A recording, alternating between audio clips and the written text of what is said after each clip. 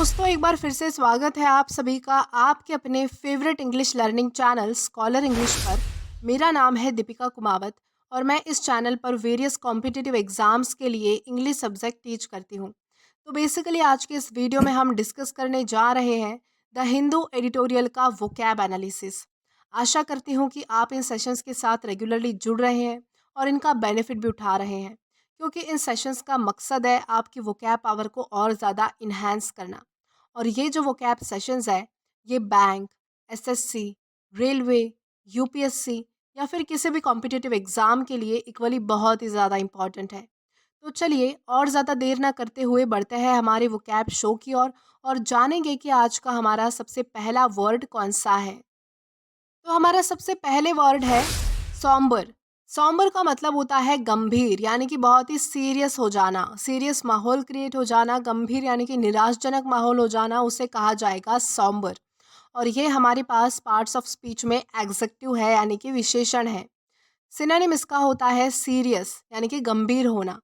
अब अगर बात करें एग्जाम्पल की, तो एग्जाम्पल इसका है the mother and daughter's disagreement to con a sombre tone. यानी कि जो दोनों माँ बेटी थी, उनका जो डिसएग्रीमेंट था, यानी कि उनकी जो असहमति थी, वो जो है वो बहुत ही उसने गंभीर रूप धारण कर लिया था। यानी कि बहुत ही ज़्यादा जो है वो गंभीर यानी कि सीरियस माहौल क्रिएट हो गया था उन दोनों की असहमति की वजह से। तो इस सेंस में हम जो है वो सॉम्बर इस वर्ड का अलग अलग सेंटेंसेस में यूज़ कर सकते हैं। देन इसी के साथ हम आगे जाएंगे हमारे नेक्स्ट वर्ड की ओर और जानेंगे कि इसके बाद हमारा अगला वर्ड कौन सा है। तो इसके बाद हमारा अगला वर्ड है फिजल आउट। फिजल आउट का मतलब होता है फीका पड़ना और ये हमारे पास फ्रेजल वर्ब है। सिनोनिम इसका होता है डिमिनिश या फिर डाइड अवे, यानी कि कोई चीज़ कम हो जाना या फिर कोई चीज़ जो है वो खत्म हो जाना या फिर फीकी पड़ जाना, उसे कहा जाएगा डिमिनिश या फिर डाइड अवे। अब अगर बात करें एग्जाम्पल की, तो एग्जाम्पल इसका है the student's hopes for a good score fizzle out as the exam was very tough. यानी कि वो जो एग्ज़ाम था वो बहुत ही ज़्यादा टफ था। इसके वजह से जो है वो स्टूडेंट्स में एक उम्मीद थी कि वो बहुत ही ज़्यादा गुड स्कोर करना चाहते हैं, अच्छे मार्क्स लाना चाहते हैं, लेकिन एग्ज़ाम टफ होने की वजह से जो है वो उनकी सारी उम्मीदें फीके पड़ गई, उनकी सारी उम्मीदें जो है वो मर गई। इस कॉन्टेक्स्ट में हम जो है वो फिजल आउट इस वर्ड का अलग अलग सेंटेंसेस में यूज़ कर सकते हैं। देन इसी के साथ हम आगे जाएंगे हमारे नेक्स्ट वर्ड की ओर और जानेंगे कि इसके बाद हमारा अगला वर्ड कौन सा है। तो इसके बाद हमारा अगला वर्ड है बाउट। बाउट का मतलब होता है मुकाबला, यानी कि किसी से मुकाबला करना। स्पेशली स्पोर्ट्स की फील्ड में उसे कहा जाएगा बाउट। और ये हमारे पास पार्ट्स ऑफ स्पीच में नाउन है। सिनोनिम इसका होता है मैच या फिर कॉन्टेस्ट, यानी कि मुकाबला करना। अब अगर बात करें एग्जाम्पल की, तो एग्जाम्पल इसका है the match bout lasted for over 2 hours. यानी कि जो मुकाबला है, यानी कि जो मैच का मुकाबला है, वो कम से कम जो है वो 2 घंटों तक चला, यानी कि 2 घंटों तक जो है वो मुकाबला चलते रहा। इस कॉन्टेक्स्ट में हम जो है वो बाउट इस वर्ड का अलग अलग सेंटेंसेस में यूज़ कर पाएंगे। देन इसी के साथ हम आगे चलते हैं हमारे नेक्स्ट वर्ड की ओर और जानते हैं कि इसके बाद हमारा अगला वर्ड कौन सा है। तो इसके बाद हमारा अगला वर्ड है क्लीव। क्लीव का मतलब होता है विभाजित करना, यानी कि डिवाइड करना, अलग कर देना, उसे कहा जाएगा क्लीव। और ये हमारे पास पार्ट्स ऑफ स्पीच में वर्ब है, यानी कि क्रिया है। सिनोनिम इसका होता है स्प्लिट या फिर डिवाइड, यानी कि अलग करना, विभाजित करना, डिवाइड कर देना। अब अगर बात करें एग्जाम्पल की, तो एग्जाम्पल इसका है the knife cleave the watermelon into 2 equal halves. यानी कि नाइफ यानी कि चाकू ने क्या किया कि वाटरमेलन जो है, यानी कि तरबूज जो है, उसको 2 बराबर हिस्सों में डिवाइड कर दिया, यानी कि बांट दिया। तो इस कॉन्टेक्स्ट में हम जो है वो क्लीव इस वर्ड का अलग अलग सेंटेंसेस में यूज़ कर सकते हैं। देन इसी के साथ हम आगे जाएंगे हमारे नेक्स्ट वर्ड की ओर और जानते हैं कि इसके बाद हमारा अगला वर्ड कौन सा है। तो इसके बाद हमारा अगला वर्ड है हेफ्टी। हेफ्टी का मतलब होता है बड़ा। जो चीज़ अमाउंट या नंबर्स में बहुत ज़्यादा बड़ी हो, विशाल हो, उसे कहा जाएगा हेफ्टी। और ये हमारे पास पार्ट्स ऑफ स्पीच में एग्जेक्टिव है, यानी कि विशेषण है। सिनोनिम इसका होता है सब्सटैंशियल या फिर लार्ज, यानी कि बड़ा, एनॉर्मस यानी कि भव्य या फिर विशाल। अब अगर बात करें एग्जाम्पल की, तो एग्जाम्पल इसका है the school secure a hefty sponsorship from the NGO. यानी कि स्कूल ने जो है वो एनजीओ से भारी मात्रा में, यानी कि बहुत ही बड़े अमाउंट में जो है वो स्कॉलरशिप सिक्योर की। सिक्योर से क्या मतलब है, यानी कि पा ली, उसे कहा जाएगा हेफ्टी। देन इसी के साथ हम आगे जाएंगे हमारे नेक्स्ट वर्ड की ओर। तो इसके बाद हमारा अगला वर्ड है आउटलैंडिश। आउटलैंडिश का मतलब होता है अजीब, यानी कि जो चीज़ बहुत ही अजीब है और अनफैमिलियर है, यानी कि जिसके बारे में हमें कुछ पता नहीं है, हमने पहली बार देखी है कोई चीज़, हमें अजीब लगी हो, उसे कहा जाएगा आउटलैंडिश। और ये हमारे पास पार्ट्स ऑफ स्पीच में एग्जेक्टिव है, यानी कि विशेषण है। सिनोनिम इसका होता है स्ट्रेंज या फिर अनयूजुअल, यानी कि अजीब या फिर अनफैमिलियर, यानी कि जो चीज़ हमारे कांटेक्ट में नहीं है, हमने देखी नहीं है, जो हमें अजीब लगती है, ऐसी कोई चीज़। अब अगर बात करें इसके एग्जाम्पल की, तो एग्जाम्पल इसका है the archaeologist were astonish by the outlandish houses of the ancient city. यानी कि जो आर्कियोलॉजिस्ट है, यानी कि जो पुरानी चीज़ों की स्टडी करते हैं, जो हिस्टोरियंस होते हैं, वो जो है वो बहुत ही ज़्यादा अमेज हो गए, यानी कि एस्टोनिश हो गए, चौंक गए, सरप्राइज हो गए, जब उन्होंने देखा कि पुराने टाइम में जो है वो, यानी कि पुरानी सिटी में जो है वो किस तरह के अजीब घर हुआ करते थे, यानी कि आउटलैंडिश हाउसेज हुआ करते थे। तो ये सारी चीज़ें देखकर जो है वो बहुत ही ज़्यादा सरप्राइज हो गए। तो इस कॉन्टेक्स्ट में हम जो है वो आउटलैंडिश इस वर्ड का अलग-अलग सेंटेंसेस में यूज़ कर सकते हैं। देन इसी के साथ हम आगे जाएँगे हमारे नेक्स्ट वर्ड की ओर और जानेंगे कि इसके बाद हमारा अगला वर्ड कौन-सा है।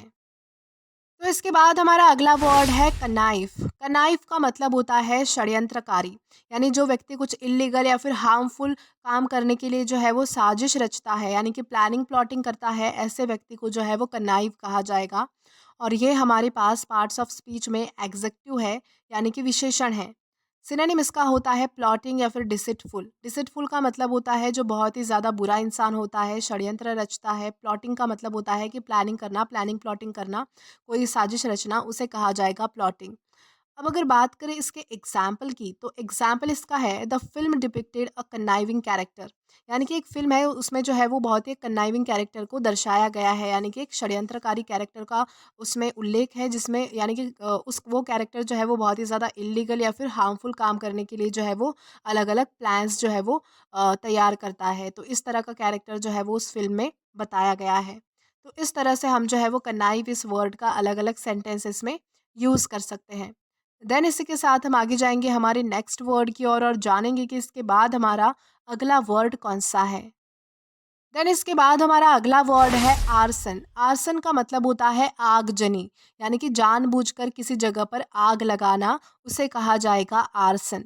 और ये हमारे पास पार्ट्स ऑफ स्पीच में नाउन है। सिनोनिम इसका होता है फायर। फायर का मतलब होता है आग। अब अगर बात करें एग्जाम्पल की, तो एग्जाम्पल इसका है the motive behind the arson remains unclear.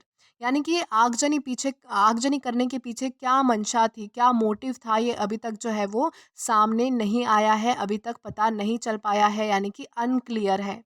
तो इस कॉन्टेक्स्ट में हम जो है वो आर्सन इस वर्ड का अलग-अलग सेंटेंसेस में यूज़ कर सकते हैं। देन इसी के साथ हम आगे जाएँगे हमारे नेक्स्ट वर्ड की ओर और जानेंगे कि इसके बाद हमारा अगला वर्ड कौन-सा है। देन इसके बाद हमारा अगला वर्ड है रिवाइल। रिवाइल का मतलब होता है निंदा करना, यानी कि इंसल्ट करना, किसी को भला बुरा कहना, उसे कहा जाएगा रिवाइल। और ये हमारे पास पार्ट्स ऑफ स्पीच में वर्ब है, यानी कि क्रिया है। सिनोनिम इसका होता है क्रिटिसाइज या फिर सेंशर। क्रिटिसाइज या फिर सेंशर का मतलब होता है आलोचना करना, निंदा करना, किसी के बारे में भला बुरा कहना, उसको सुनाना या फिर उसकी इंसल्ट करना, उसे कहा जाएगा क्रिटिसाइज या फिर सेंशर। अब अगर बात करें एग्जाम्पल की, तो एग्जाम्पल इसका है the man harshly revile the lady for spilling juice on him. यानी कि एक व्यक्ति ने जो है वो एक महिला को बहुत ही ज़ोर से डांटा फटकारा, उसकी इंसल्ट की, क्योंकि उस महिला ने जो है वो उस व्यक्ति पर अपना जूस गिरा दिया था। तो इस कॉन्टेक्स्ट में हम जो है वो रिवाइल इस वर्ड का अलग अलग सेंटेंसेस में यूज़ कर सकते हैं। देन इसी के साथ हम आगे जाएंगे आज के हमारे लास्ट वर्ड की ओर और जानते हैं कि इसके बाद हमारा आज का लास्ट वर्ड कौन सा होता है। तो आज का हमारा लास्ट वर्ड है रन अप। रन अप का मतलब होता है पूर्व तैयारी, यानी कि किसी मेजर इवेंट से पहले की जाने वाली तैयारियों को रन अप कहा जाता है। यानी कि सपोज कीजिए कि बहुत ही बड़ा इवेंट है और उससे पहले जो है वो आपको छोटे छोटे या फिर कोई काम करने पड़ते हैं, ताकि वो मेजर इवेंट, यानी कि वो बड़ा वाला इवेंट जो है वो सक्सेसफुल हो सके। तो वो जो उसके पीछे के छोटे छोटे काम होते हैं, वो करने को कहा जाएगा रन अप, यानी कि तैयारियों को जो है वो रन अप कहा जाता है। और ये हमारे पास पार्ट्स ऑफ स्पीच में नाउन है। सिनोनिम इसका होता है लीड अप। लीड अप का मतलब होता है तैयारियां करना। अब अगर बात करें एग्जाम्पल की, तो एग्जाम्पल इसका है the run up to the wedding included numerous preparation. यानी कि शादी से पहले जो तैयारियाँ होती है उसमें बहुत सारी न्यूमरस प्रिपरेशन होती है, यानी कि बहुत सारी तैयारियाँ करनी होती है। क्योंकि शादी एक मेजर इवेंट है तो उसके पहले जो है वो बहुत सारी तैयारियाँ की जाती है। तो इस कॉन्टेक्स्ट में हम जो है वो रन अप इस वर्ड का अलग-अलग सेंटेंसेस में यूज़ कर सकते हैं। तो दोस्तों आज के लिए बस इतना ही। इस क्लास के पीडीएफ के साथ ही साथ टेलीग्राम चैनल की लिंक आपको डिस्क्रिप्शन बॉक्स में मिल जाएगी। तो जाकर वहाँ पे टेलीग्राम चैनल के लिंक को क्लिक करके हमारा टेलीग्राम चैनल ज़रूर जॉइन कीजिएगा, ताकि आप कभी भी कोई भी अपडेट मिस ना करें। और अगर आपको ये आज का वीडियो पसंद आया है तो do like this video, subscribe the channel and share as much as you can. अगर आपने इससे पहले वाले वीडियोस नहीं देखे हैं तो यहाँ पर मैंने एक प्लेलिस्ट प्रोवाइड की है, जहाँ पर आप क्लिक करके वो सभी पहले वाले वीडियोस भी एक्सप्लोर कर सकते हैं। Till then keep learning. Thank you.